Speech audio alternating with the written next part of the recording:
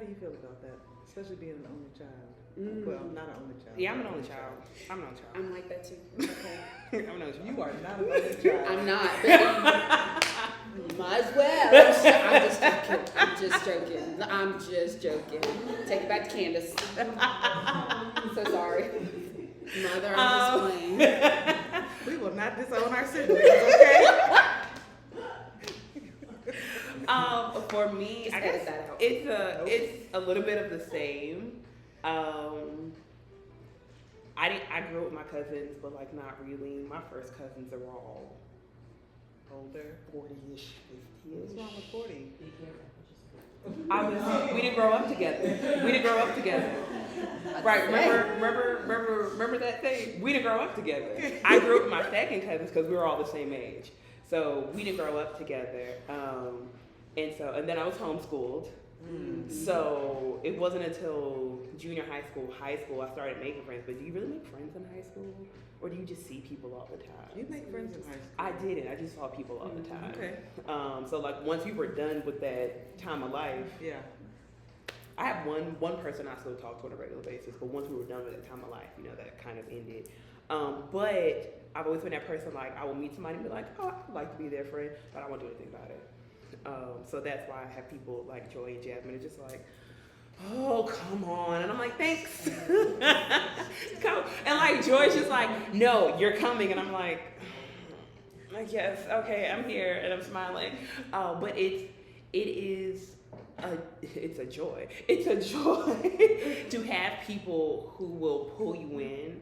Because once you pull me in, then I'm like, oh yeah, let's do this thing. But I'm an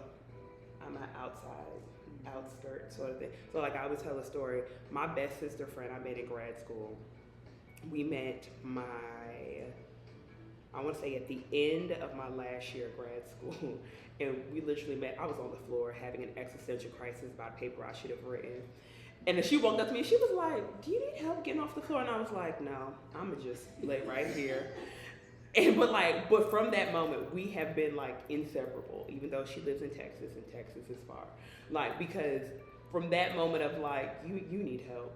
And we would walk in side by side. So I think sometimes you just have to be open, like I said before, to people coming along and being a part of your life and figure out where they belong as the time goes on. But like, let them be a part. Let them bring you in and see what happens. That's so good. I know that because I'm a connector and I can draw a lot of people, but I have healthy boundaries. I'm always prayerful about my friendships, so I will ask, okay, God, what is this friendship about? What does this person mean? Like, what am I supposed to do? What are they supposed to do? What are we supposed to give? All of those things, and I'll wait for an answer. Sometimes the answer will just evolve, and then other times he will tell me. And I've shared with Devetta exactly, okay, yep, we're friends, we're going to be close, but this is the reason. And it's helpful when you know the why of a relationship, because when you know the why of a relationship, it helps you to act accordingly. Marriage is one thing. You know the why. It's a covenant. That's that. Figure it out. Deal with it. But when it comes to friendships with other women or even with other men, know the why so that boundaries stay intact and so that purpose really can be fulfilled. And that's why I think it's so good that you said be open enough for somebody to be able to pull you in. Yeah. Because had she been reluctant, we wouldn't have had dinner. We would not have had dinner. You probably wouldn't have moved to Huntsville, made one of the best decisions of your life. And then when we talk about the pulling, the question really is for both of you, what are you learning in this, what is life teaching you in this friendship? I think for me that it's okay to make new friends. Yes. Because, there's this whole no new friends thing. Well, I'm not from here. So all of my friends are going to be new. Right. And so I have to be open to that. And so I think life has teaching me that there are different types of friends for different seasons of your life. We're connected through covenant. Devette and I are connected because we're connected to you, but also that's my birthday friend. So now there'll be no more terrible birthdays because Joy, one, is going to make us celebrate, and two, I have somebody to celebrate with. And so it's that bringing together. It's an important part of where I am now and where future me is going. And I think right now, especially in my life, in this like building season, it's for not just for now, but for future, the future version of me. Yeah. I'm gonna speak to that future version in just a moment. Okay. But since I asked you that question, actually,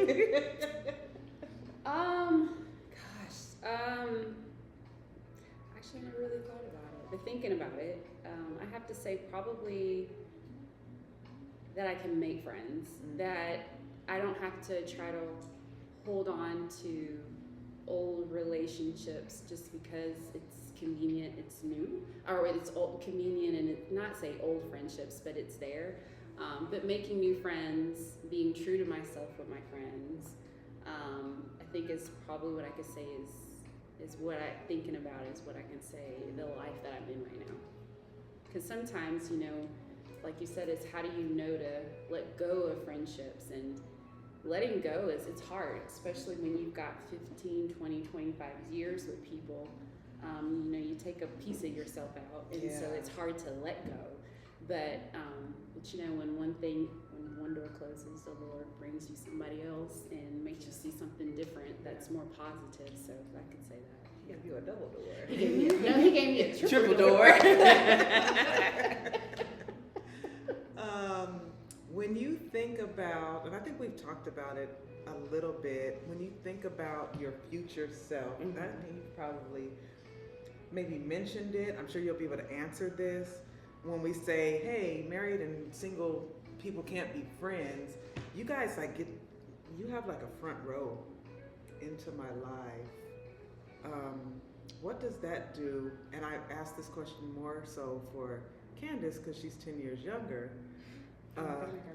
We do need to make our video. What does that do for you, for your future self? It's very encouraging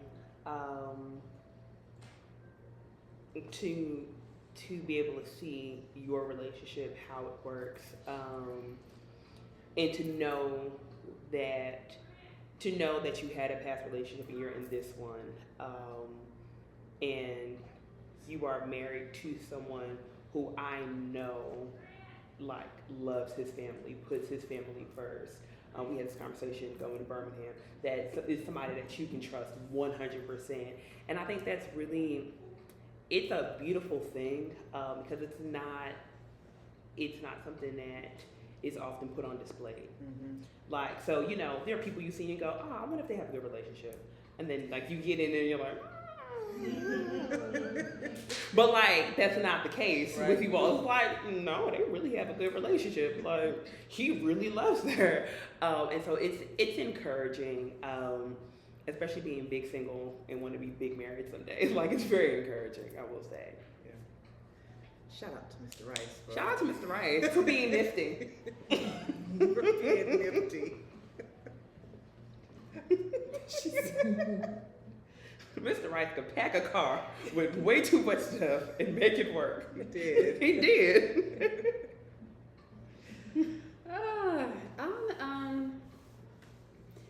That there are good marriages out there. There are strong marriages. Not saying everyone is perfect.